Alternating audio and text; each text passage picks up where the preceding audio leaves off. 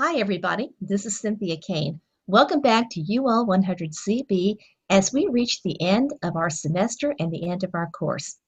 I wanted to give you a quick video tutorial on the expectations for our last two learning assessments that are coming up, the web portfolio, your Trail to Information Literacy and Beyond, your final project part 1, and the reflection upon the research process, your final project part 2. So let's go ahead and start with your web portfolio, your website. You can find more information about the expectations for completing your web portfolio under this link on week 8.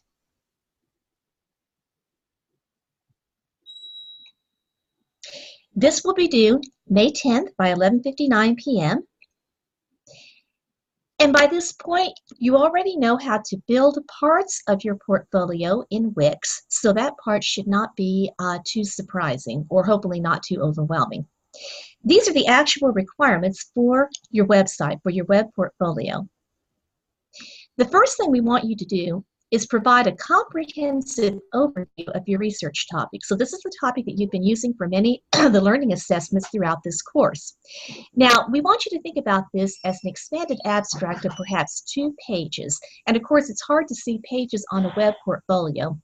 I think the best way to think about this comprehensive overview is that this is your opportunity, based upon previous learning assessments, to think about how you would present your topic to an audience who knows absolutely nothing or perhaps very, very little about your topic.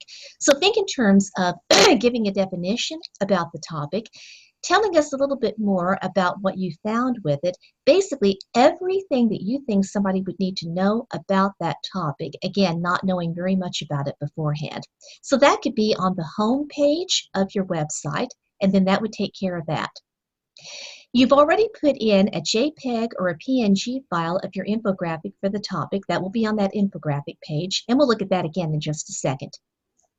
And then another page for your website, which you've already done with part of the recommended resources assessment, is to provide 5 recommended resources. These are sources that you have found useful for your topic and that you would recommend to somebody, again, who would want to know a little bit more about your topic. So if you've completed the recommended resources assessment, you've already had 2 of the 5. Now remember, with the recommended resources, we did not want you to repeat the sources that you had used for your learning assessment for the evaluation of sources. So you could go back and add those. So there's 4. And add 1 more and you would have 5. So this section of the website should include a citation for each source in your preferred citation style. You've got to be consistent with this and accurate. If you're using APA, all 5 citations must be in APA and they must be correct. If you're using MLA, again, all 5 citations would need to be in MLA form, and again, they need to be correct. Do a comprehensive description of each source, 5 or 6 sentences of each source. So basically, that's your summary, that's your abstract. And then do a comprehensive evaluation, 5 or 6 sentences again per evaluation of each source in terms of usefulness, currency, reliability, and overall effectiveness for your topic. So that is another page in your website. And then yet another page will be 3 sources that you do not recommend. And these could be sources that a person would find out there in the wilds of the internet or in library land that you would not recommend to someone who would want to know more about your research topic. Now, with the not recommended sources, you don't have to do quite as much for this, but make sure that you're providing information that would tell that reader why you would not recommend each of the 3 sources. Again, provide a citation either in MLA or in APA format for each source in your preferred citation style. And then you can do 5 or 6 sentences total that would describe the source and then that explains the drawbacks of each source. We do have the rubric here that we're going to be looking for. So we do need the overview, the infographic, the recommended resources, the not recommended resources. We're also going to be looking for mechanics, the functionality of the website, and any graphics that you may add. Now, we don't want you to get so caught up with the design of the web portfolio that you lose sight of the content. However, we would also like for you to experiment a little bit with changing the background, perhaps of each of the pages, adding some graphics. You might want to add links to some YouTube videos if indeed you have some of those for your sources for either recommended or not recommended. Back up here toward the top, you'll notice that we've actually included 2 links because sometimes it helps to see sample portfolios, sample web portfolios, so that you can see what past students have done for this assignment. I have one of the links here, and in this case, we had some students who decided to work on cyberbullying for their topic. So you can see their home page. They added a graphic, and it looks like somebody typing on a laptop. Now, in this particular instance, these students were working as a group. So I just wanted to give you that as a disclaimer. But if we click on Topic Overview, this is where they've talked about the topic.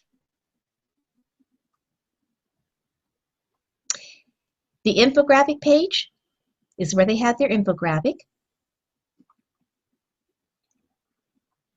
They provided some additional statistics, which were interesting as well. That was an extra page that they decided to add that would not be required.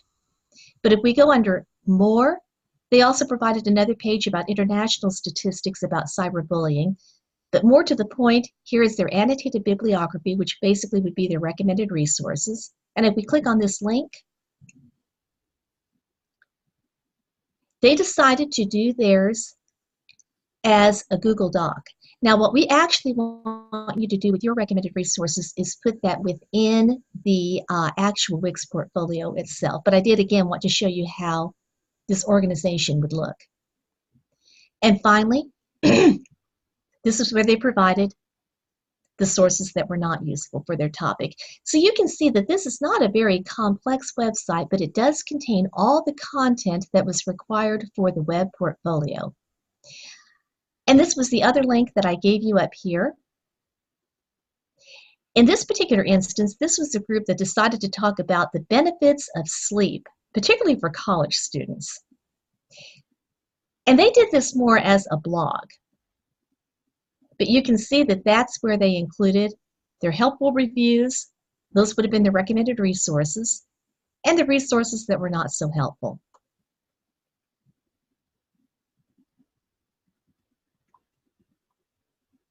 I'm going to go back over here. Again, you can choose to design this any way you want. Again, just make sure that all those pages are included, though. And as I noted, your home page actually could be your comprehensive overview of your research topic, your infographic, a page for your recommended resources, 5 in total, and a page for your not recommended resources, 3 in total. What you will ultimately submit then, when you go back up here to submit assignment, is again the URL that you have already published for your web portfolio.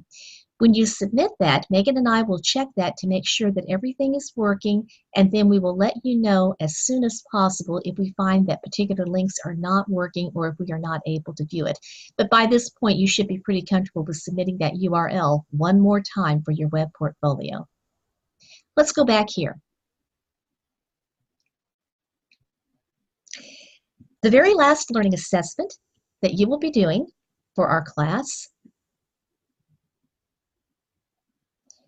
will be down here, again under week 8. And that is the reflection upon the research process. Now, I hope you can have some fun with this one, because what we want you to do with this is think about everything that we have done over the past 8 weeks for UL100. This needs to be a 1-page minimum reflection. And when we say this, we mean 1 complete page. If it's less than 1 page, it would be considered as incomplete, and you would need to go back and fix that. So what we want you to do is include in this reflection, think about each chapter that we have used from our textbook. Think about how they all work in context of the research skills, information literacy, and technology for your future research needs. We also want you to go back to the research plan learning assessment that you did at the beginning of the course. Go back and review that plan. And write about how that plan worked for you, what you had to change during the course, and then maybe why you had to change it. Just think about maybe what changed with your topic, what changed with the resources, what changed perhaps with the time frame that you were expecting. This is all a reflection upon everything that you've done.